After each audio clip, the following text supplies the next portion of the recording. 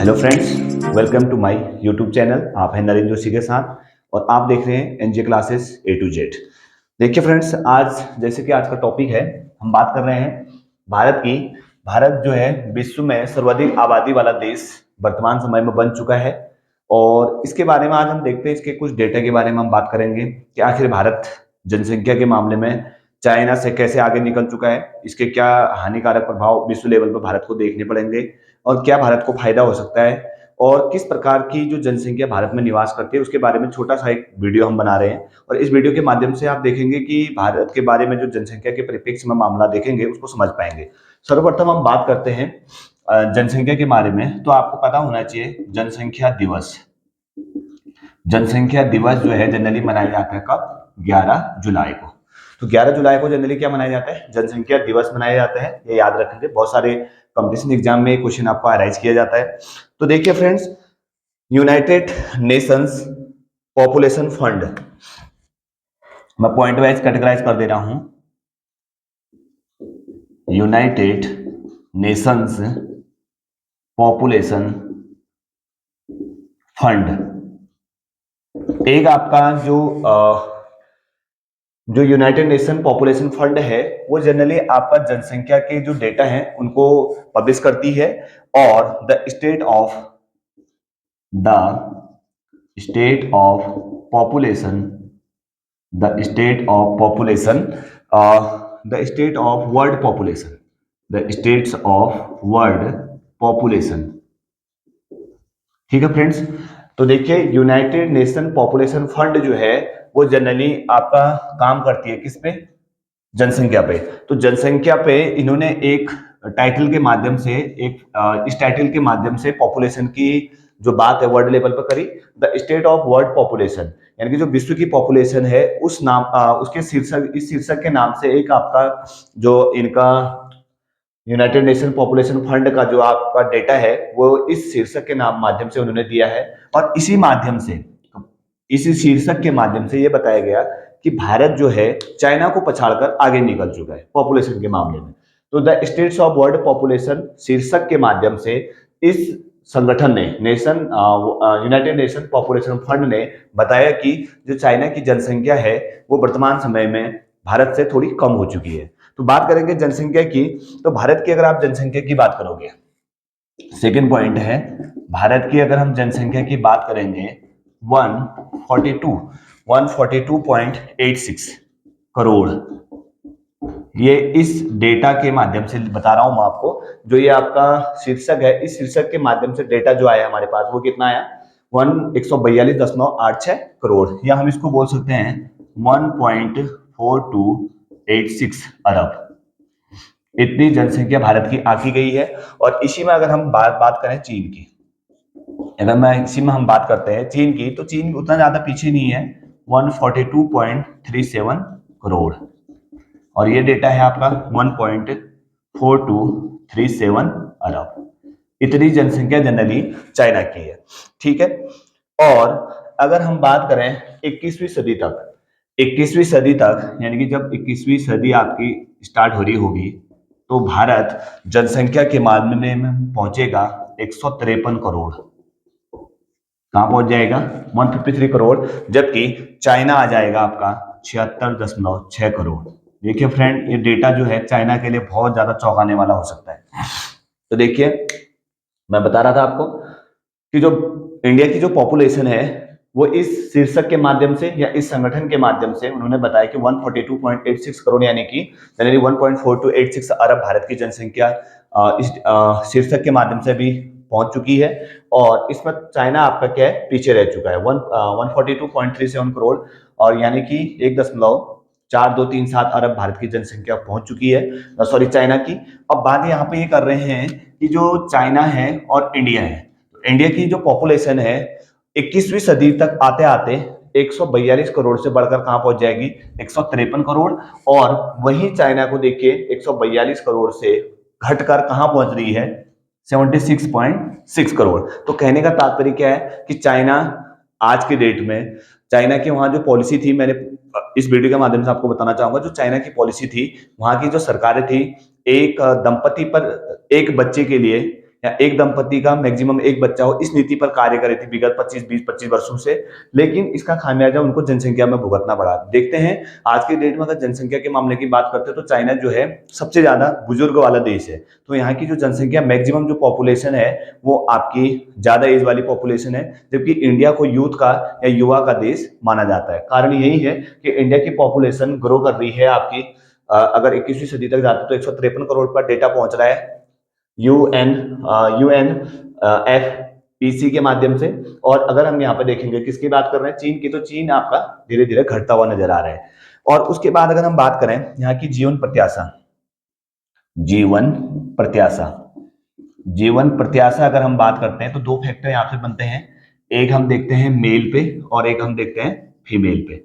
तो मेल की जो जीवन प्रत्याशा है इंडिया में जनरली वो है 71 ईयर्स, 71 ईयर्स, और फीमेल की जो है वो है 74 ईयर। और वही अगर वर्ल्ड लेवल पे बात करते हो तो वर्ल्ड की जो मेल की है, वर्ल्ड में जो मेल की है वो बनती है जनरली आपकी वर्ल्ड लेवल में जो मेल की 72, और ये बनता है आपका जनरली 76 ईयर्स।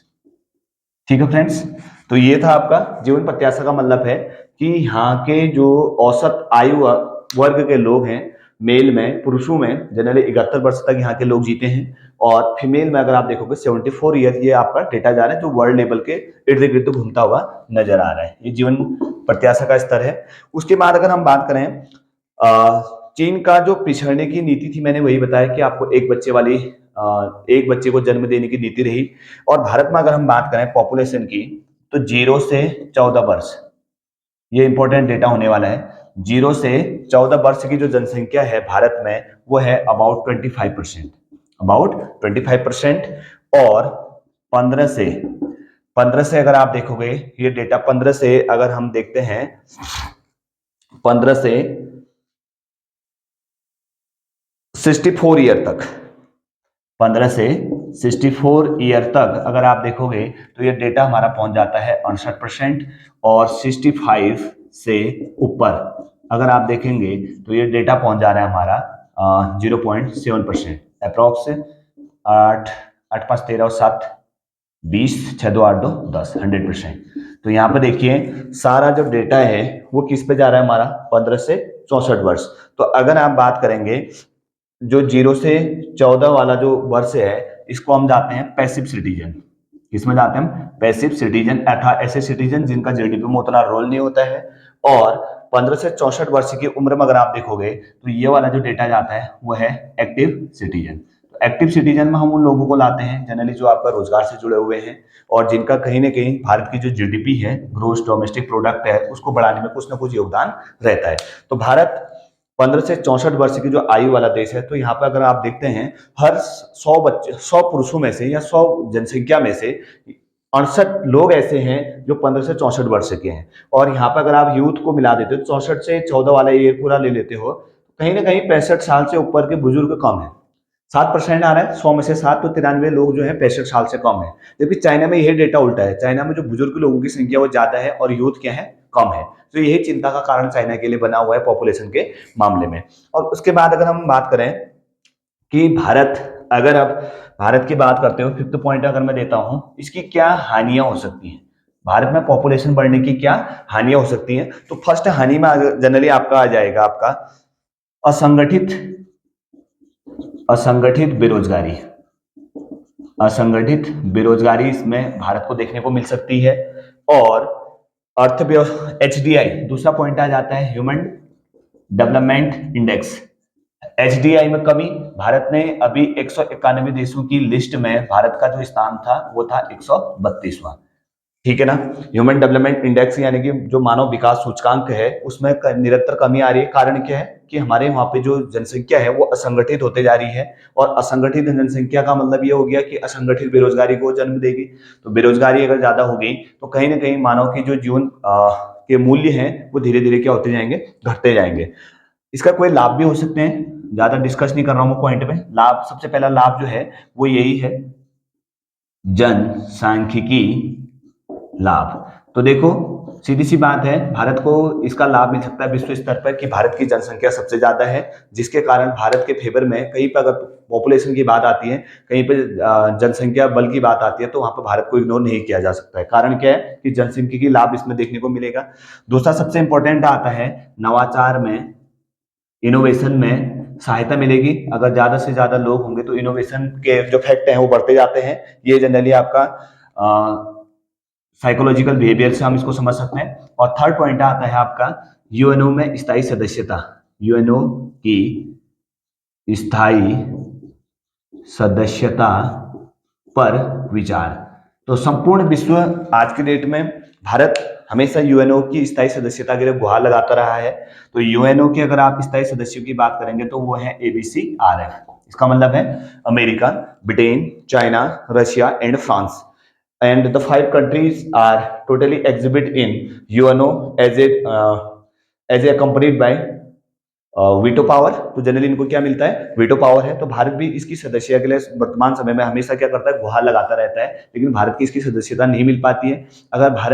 अगर आप देखते हैं जनसंख्या के मामले में भारत टॉप पे है, तो भारत को शायद विश्व के कोई भी ऐसा संगठन है वो इग्नोर करके नहीं चल सकता है। अगर इग्नोर करके चलता है तो कहीं ना कहीं इसका खामियाजा जो है वर्ल्ड लेवल पे अन्य कंट्री को भुगतना पड़ सकता है। तो देखिए फ्रेंड्स, आज का जो मेरा टॉपिक था वो था भारत बना विश्व का सर्वाधिक आबादी वाला देश। तो देखो मैं एक बार रिवीजन करा दे रहा हूँ। तो हमारा जो जनसंख्या दिवस है वो जनरली 11 जुलाई को मनाया जाता है। और जो ये डेटा दिया था, ये data the United Nation population fund में the state of world population नामक शीर्षक से निकला था, जिसने बताया कि भारत की जो जनसंख्या है वर्तमान समय में 142.86 करोड़ हो चुकी है, अर्थात 1.4286 अरब हो चुकी है। और चीन इससे थोड़ा पीछे रह गया है। ये जनसंख्या आपकी रह गई कितनी, 142.37 करोड़, और इसकी जो जनसंख्या है 1.4237 अरब पहुंच चुकी है। और अगर हम भविष्य के डेटा की बात करते हैं, 21वीं शताब्दी के अंत तक भारत की जनसंख्या बढ़कर जो हो जाएगी वो रह जाएगी जनरल 153 करोड़। वहीं चाइना की जनसंख्या घटकर कितनी, 76.6। यह आंकड़े जरूर चाइना को निराश करेंगे। तो चाइना की सरकार को यहाँ पे सोचना चाहिए कि किस प्रकार से वहां की जनसंख्या को बढ़ाया जाए। यहाँ तक कि चाइना ने ऐसी घोषणाएं कर दी हैं, बहुत सारे देश ऐसे हैं जो जनसंख्या को रोकने के लिए, जैसे भारत ही अभी, भारत को जनसंख्या पर रोकने के लिए कुछ ना कुछ ठोस कदम वर्तमान समय में उठाने पड़ेंगे। पॉपुलेशन बिल जरूर लाना चाहिए भारत को। अगर भारत पॉपुलेशन बिल लाता है तो भारत की जो जनसंख्या है असंगठित बेरोजगारी को जो जन्म दे रही है वो घटेगी, और साथ ही साथ भारत की जो जीवन प्रत्याशा स्तर है वो भी बढ़ेगा। और भारत का जो जीडीपी है उसमें कहीं ना कहीं जो विकसित देशों की जीडीपी के समतुल्य भारत भी आ सकता है। लेकिन भारत को पॉपुलेशन बिल पर जल्दी काम करना चाहिए, ये मेरा मानना है। दूसरा, अगर चाइना की बात करते हैं तो चाइना आज की डेट में ये बात कर रहे हैं कि जिन दंपतियों के 2 या 2 से अधिक बच्चे होंगे, ऐसे दंपति जिनके 2 या 2 से अधिक बच्चे होंगे, उन बच्चों को जो सरकारी सुविधाएं हैं वो मुहैया कराई जाएंगी। ये वहां की सरकार का मानना है, क्योंकि अधिकांश जो दंपति हैं उनके एक बच्चे होते हैं। तो जिस कारण से जो चाइना है उसकी पॉपुलेशन में निरंतर ये गिरावट देखने को मिलती है। यहाँ तक कि बहुत सारे कॉलेज ने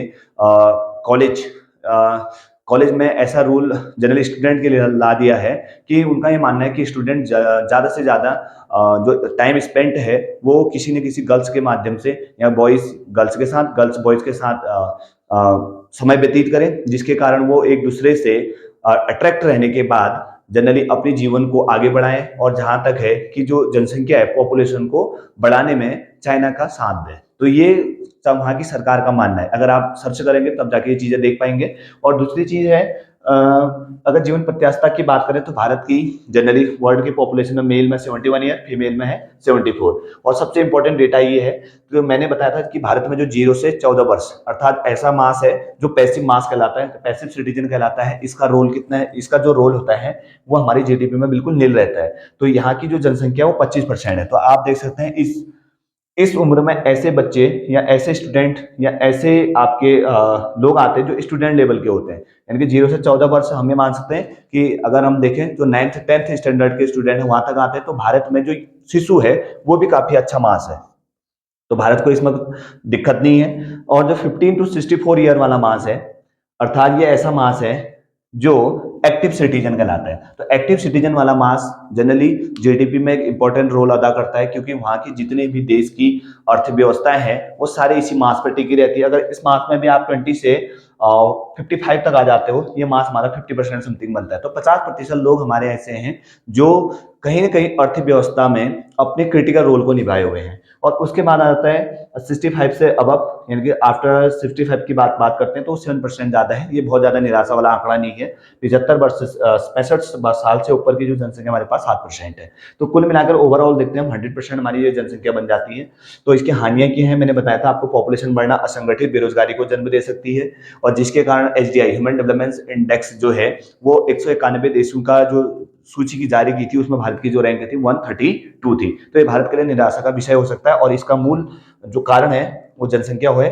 और जनसंख्या में लाभ देखते हैं तो जनसांख्यिकी लाभ मिलेगा। अगर पॉपुलेशन बाह्य बल की बात करते हैं तो पॉपुलेशन अगर ज्यादा होने के कारण विश्व लेवल के कोई भी संगठन, कोई भी देश भारत को दरकिनार नहीं कर सकते हैं, क्योंकि भारत की कहीं ना कहीं आपको आवश्यकता जरूर पड़ेगी। दूसरा है नवाचार में सहायता, इनोवेशन, जो इंफ्रास्ट्रक्चर है या जो असंगठित क्षेत्र हैं उनको इनोवेशन लाने के लिए कहीं ना कहीं पॉपुलेशन क्रिटिकल रोल निभाती है। और थर्ड है यूएनओ की स्थायी सदस्यता पर विचार। तो यूएनओ जो है यूनाइटेड नेशन ऑर्गेनाइजेशन, भारत हमेशा इसकी स्थायी सदस्यता के लिए वर्तमान समय में कारगर रहता है। और इसकी जो स्थायी सदस्य हैं अभी वर्तमान समय में वो है America, Britain, China, Russia and France. तो भारत इसकी सदस्यता के लिए हमेशा अप्लाई करते रहा है। तो कहीं ना कहीं अमेरिका, ब्रिटेन और रशिया एंड फ्रांस का भारत को साथ मिलता है, लेकिन चाइना इसमें कहीं ना कहीं अड़ंगा लगा देता है। लेकिन देखें फिर भी क्या होता है, अगर भारत के पास जनसंख्या का बाहुबल है तो हम कह सकते हैं कि विश्व लेवल में सर्वाधिक जनसंख्या वाला देश होने के बावजूद भी स्थायी सदस्य नहीं है। तो एक मनोवैज्ञानिक दबाव बनाने के बाद यूएनओ शायद क्या पता कभी वर्तमान समय में भारत को स्थायी सदस्यता के लिए स्वीकार कर ले। तो उसके लिए एक ये प्लस पॉइंट हो सकता है कि भारत अपने जो ये सारी जनसंख्या के आधार पर अपना डेटा रखे और उस आधार पर स्थायी सदस्यता पर विचार करते हैं। तो यूएनओ में अगर भारत की सदस्यता मिल जाती है तो भारत को बहुत सारे क्षेत्रों में विश्व के साथ हाथ बढ़ाने का मौका मिलेगा। तो फ्रेंड्स आज ये था हमारा टॉपिक, भारत जो है विश्व का सर्वाधिक आबादी वाला देश किस प्रकार से बना। और ये डेटा जो दिया है the state of world population नामक शीर्षक से दिया गया है, और इसको जारी कर रहा है यूएनएफपीएफ, यानी कि यूनाइटेड नेशंस पॉपुलेशन फंड ने इसको जारी किया है। तो फ्रेंड्स करंट जो अफेयर्स हैं इसके लिए बने रहने के लिए आप नरेंद्र जोशी के साथ बने रहे, तो आपको नए नए टॉपिक्स के माध्यम से आपको बहुत सारी चीजें जानकारी मिलेगी। और साथ ही साथ उत्तराखंड की सीरीज हमारी साथ पर चल रही है, तो उसमें भी जो भी वीडियो होंगे आप यूट्यूब पे जाके, मेरे चैनल पर जाके, और उसमें से अलग से प्लेलिस्ट बनी है, तो यूट्यूब के उत्तराखंड सीरीज में आप जाके वहां से उत्तराखंड के टॉपिक को क्लियर कर सकते हैं। और अगर आप मेरे चैनल पर नए हैं तो आप जरूर चैनल को सब्सक्राइब करिए, और नई वीडियो देखने के लिए बेल आइकन को प्रेस करिए, जिससे आपको नोटिफिकेशन आपके सेट पे आपको देखने को मिलेगा। और जहां तक है मेरा मानना कि आप थोड़ी नई चीजों के बारे में अपडेट रहेंगे। Thanks for watching NJ classes.